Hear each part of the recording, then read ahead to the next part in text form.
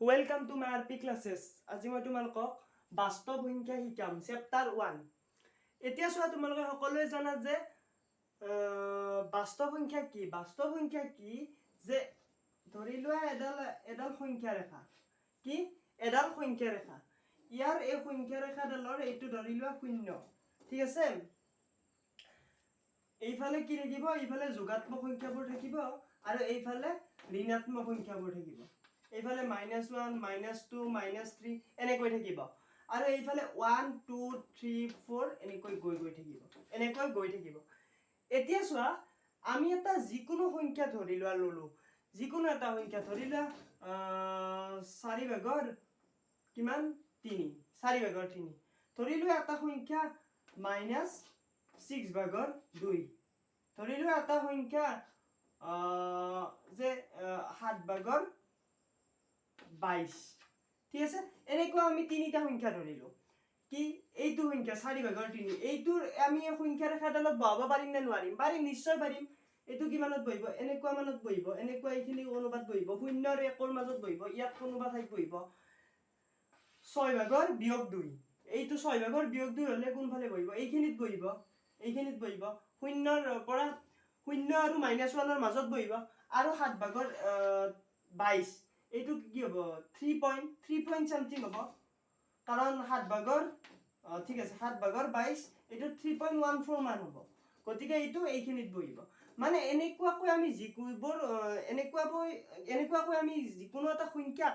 যদি এডাল সংখ্যা ৰেখাত বহাব পাৰো তেতিয়াহ'লে আমি তাক বাস্তৱ সংখ্যা বুলি ক'ম। ই ভগ্নাংশই হওক বা যোগাত্মকে হওক নাইবা ঋণাত্মকে হওক, সেইটো কথা নাই। সংখ্যা ৰেখাত যদি আমি বহাব পাৰো তেতিয়াহ'লে তাক আমি বাস্তৱ সংখ্যা বুলি ক'ম। ঠিক আছে? মানে বাস্তৱ আকাৰত তাক আমি বহাব পাৰো। ইয়াক ৰিয়েল নাম্বাৰ বুলি কয় ইংলিছত। এতিয়া চোৱা তোমালোকে আৰু আগত পাইছা পৰিমেয় সংখ্যা। পৰিমেয় সংখ্যা কাক বোলে? যিবোৰ সংখ্যাক আমি p/q আকাৰত প্ৰকাশ কৰিব পাৰো। পৰিমেয় সংখ্যা কাক বোলে? যিবোৰ সংখ্যাক আমি p/q আকাৰত প্ৰকাশ কৰিব পাৰো যত q not equal to 0, q শূন্য হ'ব নোৱাৰে আৰু pq অখণ্ড সংখ্যা হ'ব লাগিব। ঠিক আছে? যিবোৰ সংখ্যাক আমি p/q আকাৰত প্ৰকাশ কৰিব পাৰো যত q শূন্য হ'ব নোৱাৰে আৰু pq একোটা অখণ্ড সংখ্যা, এইবোৰ সংখ্যাক আমি পৰিমেয় সংখ্যা বুলি কওঁ। এইখিনি কথা তোমালোকে জানিব লাগে, সেইকাৰণে মই ষ্টাৰ্টিঙতে কৈ ললো। এতিয়া চোৱা বাস্তৱ সংখ্যাত তোমালোকে এটা প্ৰথম বিধি এটা পঢ়িব লাগিব। কি বিধি? বিধিটো কি?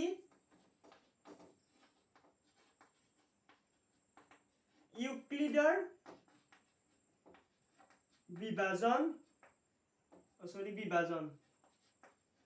ইউক্লিডৰ বিভাজন কলন বিধি।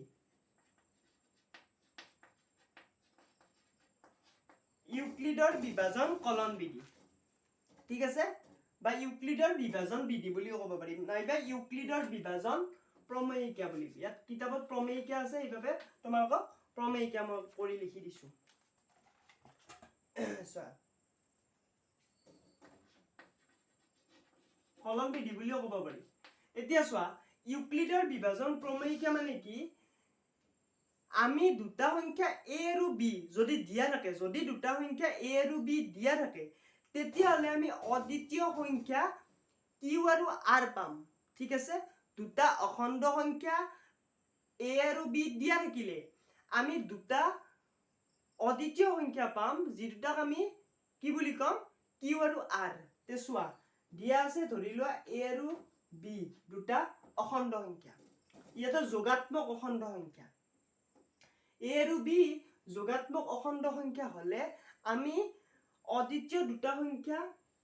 q আৰু r পাম, যত আমি লিখিব পাৰো a সমান bq প্লাস r। আৰু ইয়াত এটা শৰ্ত আছে, যিটো r আছে ই 0 বা 0তকৈ ডাঙৰ হ'ব লাগিব আৰু bতকৈ সৰু হ'ব লাগিব। বুজি পালা? যদি অদ্বিতীয় যদি আমাক দুটা যোগাত্মক অখণ্ড সংখ্যা a আৰু b দিয়া থাকে তেতিয়াহ'লে আমি দুটা অদ্বিতীয় সংখ্যা পাম q আৰু r, যত ই a equal to bq plus r এইটো সমীকৰণ মানি চলে যত তাৰ আৰটো শূন্য বা শূন্যতকৈ ডাঙৰ কিন্তু বিতকৈ সৰু হ'ব লাগিব ঠিক আছে এইটো কেনেকৈ লিখিবা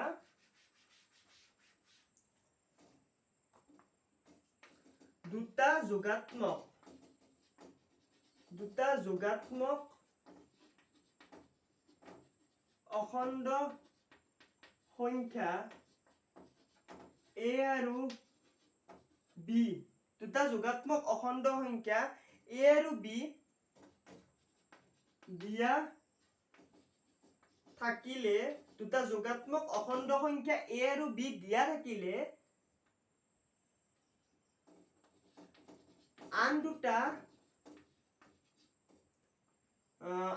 আমি কি পাম আন দুটা অদ্বিতীয় q আৰু r পাম যত a সমান এইটো মনত ৰাখিবা bq প্লাস r আৰু তাৰ যিটো r আছে হে r টো বিতকৈ সৰু হ'ব লাগিব আৰু ই শূন্য নাইবা শূন্যতকৈ ডাঙৰ হ'ব লাগিব ইয়াত এটা বস্তু চোৱা ইয়াৰ যিটো a আছে a টো যদি আমি ভাজ্য বুলি ধৰি লও এটোক যদি আমি ভাজ্য বুলি ধৰি লও ইয়াৰ b টোক যদি আমি ভাজক বুলি ধৰি লও আৰু q টোক ভাগফল বুলি ধৰি লও আৰু r টোক ভাগশেষ বুলি ধৰি লও তেতিয়া হলে এইটো উপপাদ্য মতেও চলে সৰি উপপাদ্য নহয় এইটো আমি জানোৱে আগৰ পৰা এইটো বিধি ইয়াৰ লগত খাতে তে ইয়াৰ এইটো ভাজ্য এইটো ভাগফল এইটো ভাজ্য এইটো ভাজক আৰু q টো ভাগফল আৰু r টো ভাগশেষ আমি জানোৱে ভাগশেষটো শূন্যতকৈ ডাঙৰ হ'ব নাইবা শূন্য হ'ব পাৰে কিন্তু ইয়াৰ যিটো ভাজক আছে সেই ভাজকতকৈ সৰু হ'ব লাগিব তে চোৱা ভাজক ভাগফল যোগ বাকি দুটা যোগাত্মক অখণ্ড সংখ্যা a আৰু b দিয়া থাকিলে আন দুটা অদ্বিতীয় q আৰু r পাম যত a সমান bq প্লাস r আৰু r টো শূন্যতকৈ সৰু নাইবা শূন্য কিন্তু বিতকৈ সৰু হ'ব লাগিব সৰি r টো শূন্যতকৈ ডাঙৰ নাইবা শূন্য আৰু বিতকৈ সৰু হ'ব লাগিব এতিয়া চোৱা তোমালোকক মই অনুশীলনী 1.1 টো আৰম্ভ কৰিম ইয়াত তোমালোকে উপপাদ্য এইটোৱে জানিব লাগে এইটোৰ সহায়ত আমি এতিয়া গসাগু উলিয়াম এতিয়া গসাগু কেনেকৈ উলিয়াম গৰিষ্ঠ সাধাৰণ উৎপাদক গসাগু মানে এটা আছে লসাগু আৰু এইটো গসাগু এইটো লিখি লোৱা যদি লিখা হোৱা নাই তোমালোকে ভিডিওটো পজ কৰি লিখি লবা অনুশীলনী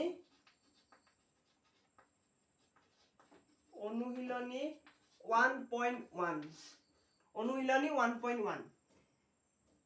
ইয়াৰ 1 টো গসাগু উলিয়াব লাগে বিভাজন কলন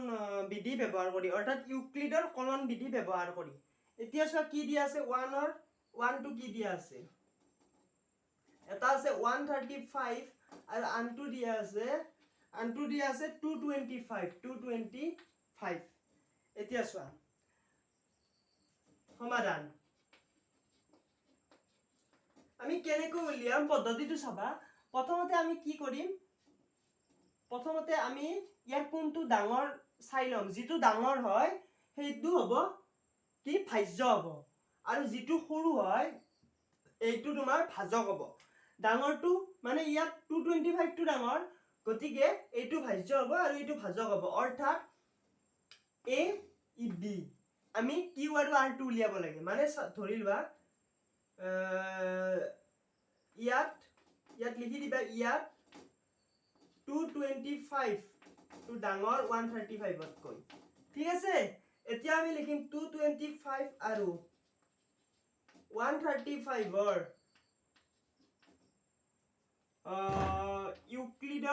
ইউক্লিড লিখিম নে ঠিক আছে ইউক্লিডৰ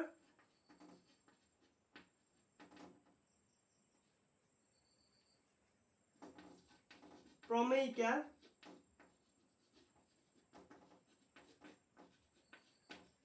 ব্যৱহাৰ কৰি 225 আৰু 135 ইউক্লিডৰ প্ৰমেয়িকা ব্যৱহাৰ কৰি কি পাওঁ 225 আৰু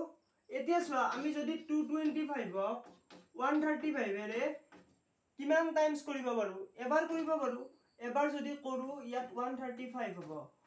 ইয়াত 5 5 শূন্য গ'ল ইয়াত 12 পৰা 9 গ'লে 12 পৰা 3 গ'লে 9 অৰ্থাৎ 90 থাকে এটো আমি এনেকৈ লিখিব পাৰো যে ভাজ্য ভাজক পূৰণ ভাগফল 135 পূৰণ 1 প্লাস 90 প্লাস 90 ঠিক আছে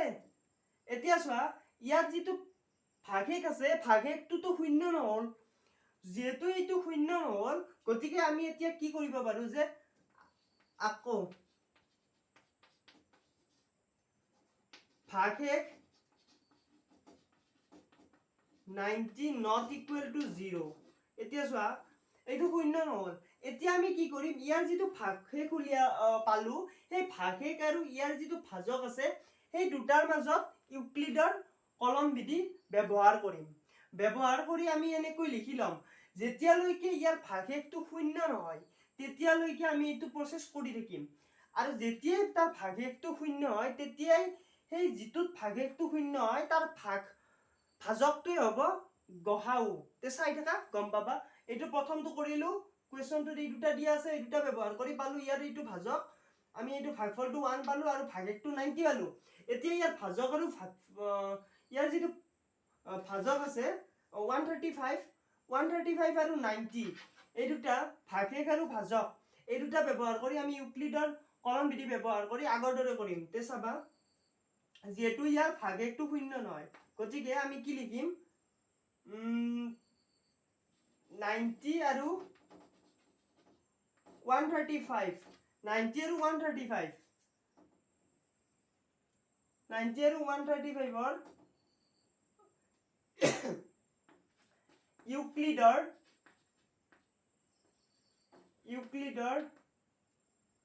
প্ৰমেয়িকা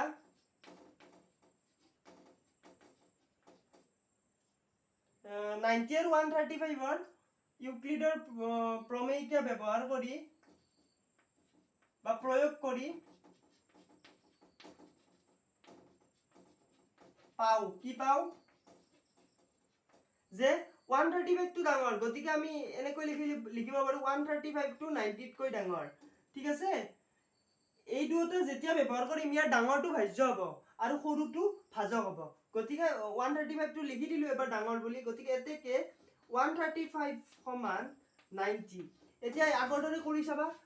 135 হক 90 ৰে কিমান বাৰ যাব 1 বাৰ যাব গতিকে ইয়াত 90 থাকিব ঠিক আছে যদি ইয়াত 90 থাকে 1 বাৰ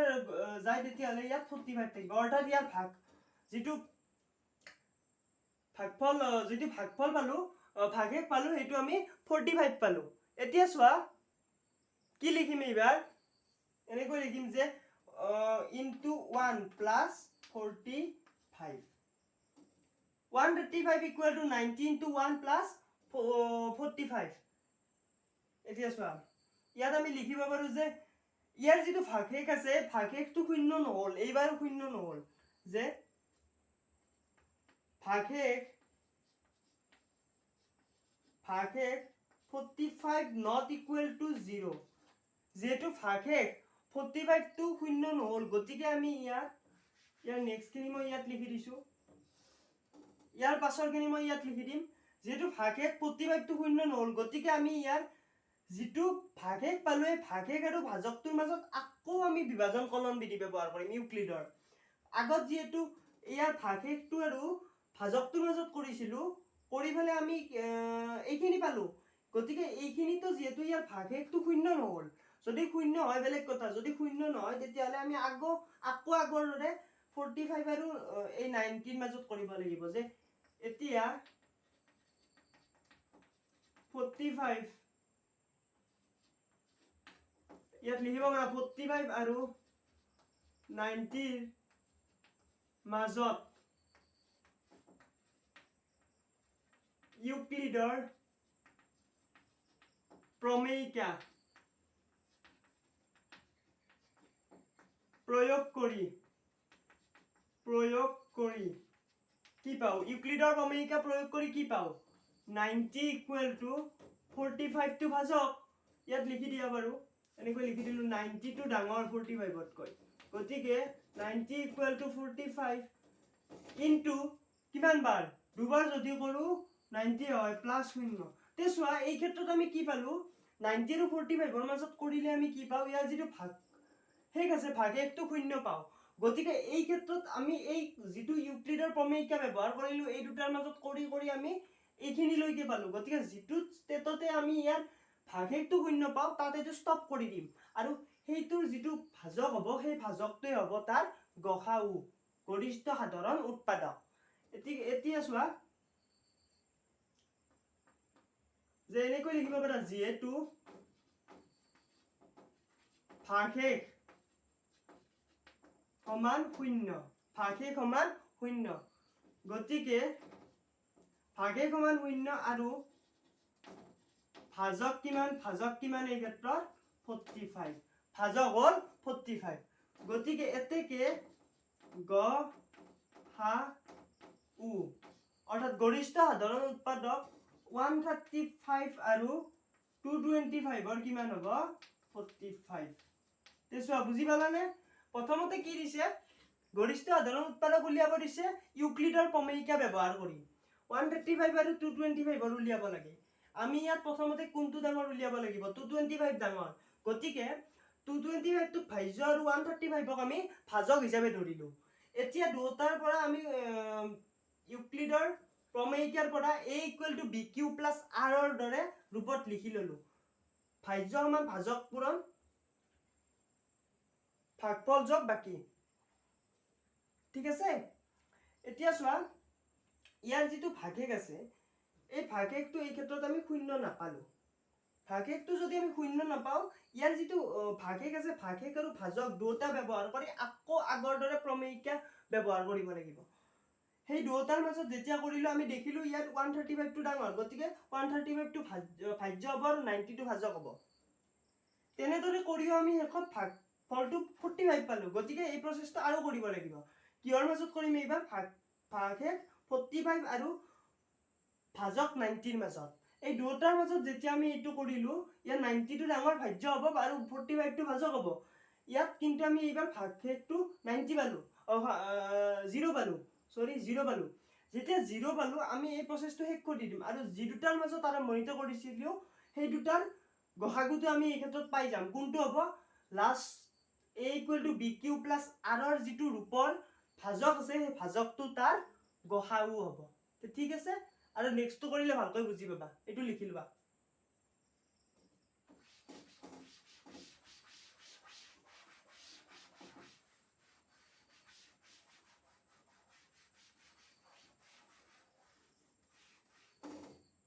দুইটো কি দিছে 1 or 2 দিছে যে 196 আৰু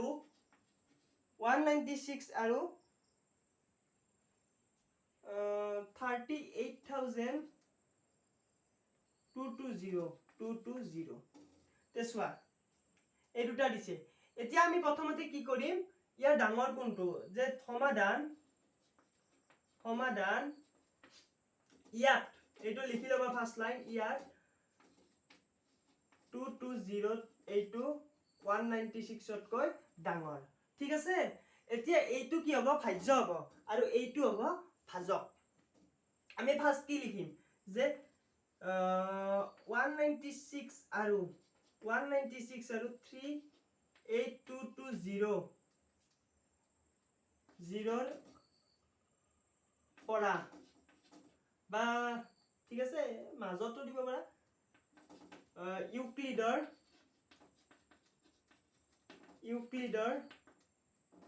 প্ৰমেয়িকা প্ৰয়োগ কৰি পাও এতিয়া চোৱা 196 আৰু 38,220 মাজত যদি আমি ইউক্লিডৰ প্ৰমেয়িকা ব্যৱহাৰ কৰো তেতিয়া হলে কি পাম যে ইয়াত এইটো ডাঙৰ গতিকে 330 220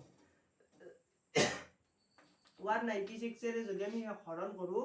তে তোমালোকে কৰি চালে গম পাবা যে 195 যদি আমি কৰো 3220 ইকুৱেল টু 0 হ'ব মানে 196 into 135 সমান 38220 গতিকে আমি ইয়াত কেনেকৈ লিখিব পাৰো 38220 এইটো ভাজ্য ভাজক 196 ভাগফল 195 প্লাস 02 হ'ব ইয়াৰ ভাগশেষ যেহেতু আমাৰ ইয়াত ফাৰ্স্ট স্টেপটোতে প্ৰমেয়িকা ব্যৱহাৰ কৰাৰ ফাৰ্স্ট প্ৰসেসটোতে আমাৰ ভাগশেষটো আমি শূন্য পাই গলো গতিকে আমি এইটো ইয়াতে ষ্টপ কৰি গসাগুটো উলিয়াব পাৰো যদি ফাৰ্স্ট স্টেপতে শূন্য পাও আমি পিছৰ কিটা স্টেপটো কৰিব নালাগে কাৰণ আমি শূন্য আৰু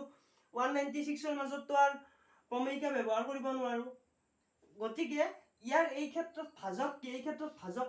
196 গতিকে ইয়াৰ গসাউ 196 গতিকে ইয়াত আমি কি লিখিম যে ভাগশেষ শূন্য গতিকে ভাগশেষ শূন্য আৰু ভাগফল লিখি লোৱা ভাজক লিখি লোৱা ভাজক কিমান 196 ভাগশেষটো শূন্য আৰু ভাজক 196 গতিকে গসাউ 196 আৰু 38220 ৰ গসাগু আমি কিমান পাম গসাগু পাম 196 তেছোৱা এটো তোমালোকে কৰি চাবা গম পাবা 196 into 195 যদি আমি পূৰণ কৰো এইখিনি পাও গতিকে ইয়াৰ ভাগশেষটো শূন্য তেছোৱা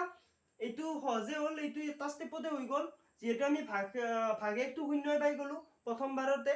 এতিয়া আমি তিনিটো কৰি দিম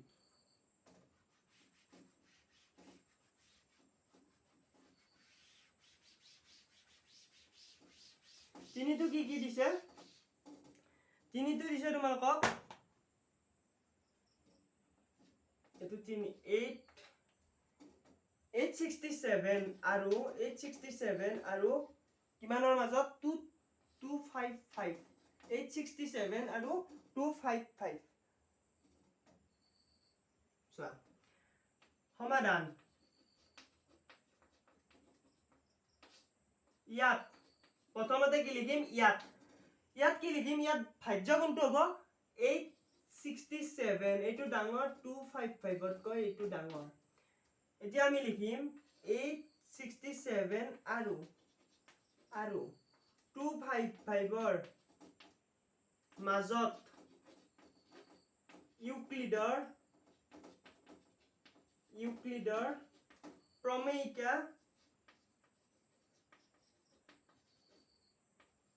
প্ৰমেয়িকা ব্যৱহাৰ বা প্ৰয়োগ কৰি পাও এই দুটাৰ মাজত যদি আমি ইউক্লিডৰ প্ৰমেয়িকা প্ৰয়োগ কৰো কি পাম 867 সমান 255 টু ভাজক এতিয়া চোৱা 255 এৰে যদি আমি তিনিবাৰ কৰো কিমান থাকিব চাও এবাৰ কৰি 15 16 765 ঠিক আছে গতিকে 765 হলে 867 ক আমি 255 এৰে যদি তিনিবাৰ কৰো তেতিয়া হলে ইয়াত 765 থাকে মাইনাস কৰি দিলো কিমান থাকিল 201 ঠিক আছে গতিকে তিনিবাৰ কৰিলে ইয়াত ভাগশেষ 102 হয় এতিয়া চোৱা এইটো মুছি দিছো ইয়াত আমি কি ভাগশেষ কিমান পালো 102 শূন্যটো পোৱা নাই গতিকে এই প্ৰসেসটো আমি কন্টিনিউয়াস কৰিব লাগিব অৰ্থাৎ ইউক্লিডৰ প্ৰমেয়িকা আৰু ব্যৱহাৰ কৰিব লাগিব ইয়াত লিখিবা এতেকে ভাগশেষ সমান 102 আৰু এনেকৈ লিখিব পাৰা ভাগশেষ not equal to 0 ভাগশেষটো শূন্য হোৱা নাই এটা 102 not equal to 0 লিখিব পাৰা 102 not equal to 0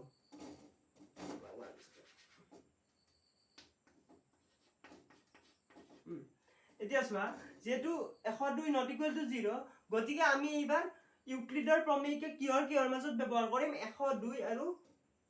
ভাজক কিমান আছে 255 গতিকে এতিয়া 255 ইয়াত ভাজকটো লিখি দিবা যে ভাজক 255 গতিকে 255 আৰু 102 মাজত ইউক্লিডৰ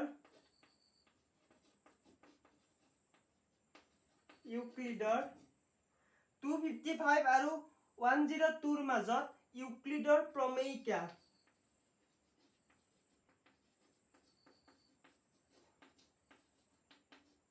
প্ৰয়োগ কৰি পাও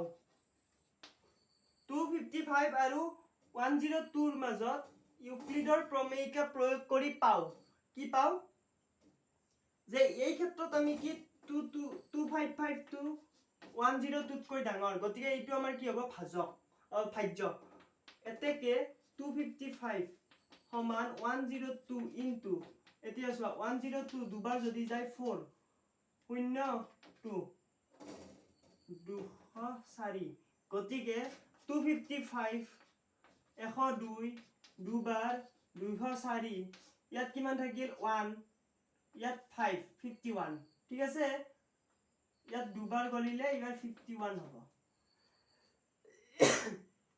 এতিয়া চোৱা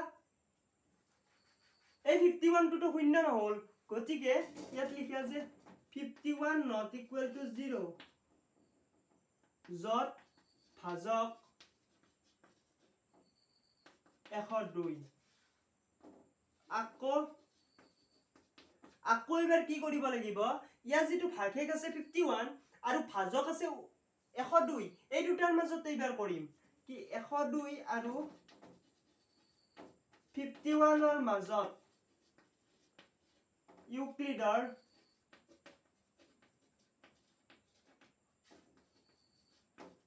প্ৰমেয়িকা ব্যৱহাৰ কৰি পাও কি পাও ইয়াত ডাঙৰ কোনটো 102 51 কৈ ডাঙৰ গতিকে এতেকে 102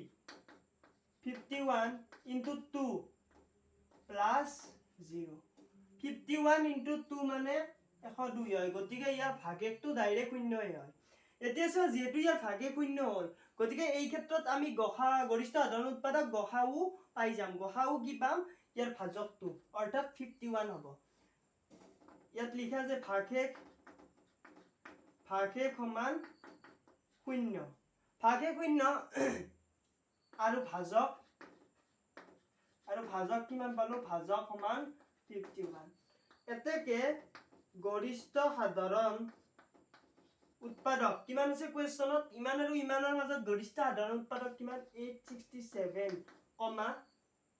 255 এই দুটাৰ গৰিষ্ঠ সাধাৰণ উৎপাদক কিমান 51 তেছোৱা